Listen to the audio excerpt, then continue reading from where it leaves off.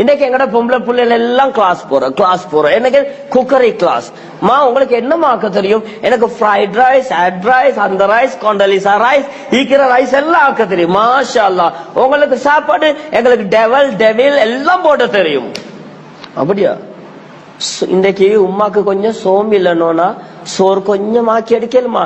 Data சோறு என்ன ஆக்க தெரியாது. யுத்தத்தை நேர்த்தி காடுவோ கொஸ்க பண்றது கேளாவு சோறு ஆக்க தெரியாது.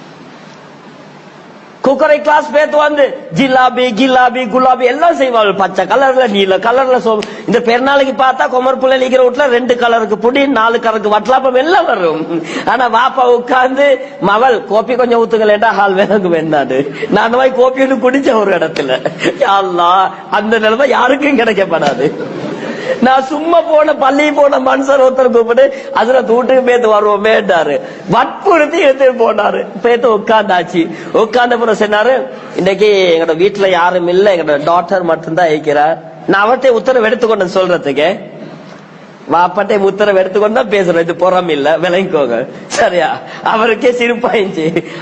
நான் இதெல்லாம் கட்டாயம் சொல்லுவேன். நான் நினைச்ச நீங்க சொல்லுவீங்க அதுராரு. உட்கார்ந்தா டாக்டர் மட்டும் தான் என்ன குடிப்போம் என்று வேற கேட்டாண்டா. சும்மா இது இப்பதானே நான் தண்ணி குடிமா அப்ப கொஞ்சம் மலட்டா கோப்பி குடிப்போம் ரைட்டு. அப்ப எடுத்துட்டு சொல்லிட்டு வந்தாரு. கோப்பி வந்துச்சு இந்த பெரிய ஜக்குல.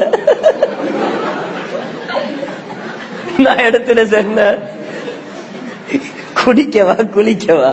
இனிமேல் உங்களோட மகள்கிட்ட சொல்லுங்க, கோப்பி பெரல்ல அனுப்பாம கப்பல் அனுப்ப சொல்லிட்டு.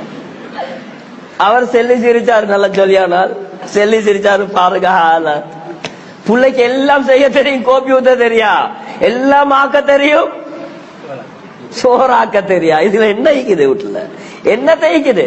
கேக்ல இருந்து எல்லாமே செய்வாங்க. ஒரு சோறு ஆக்கி கொள்ள தெரியாது. இதான் ஹாலாத்.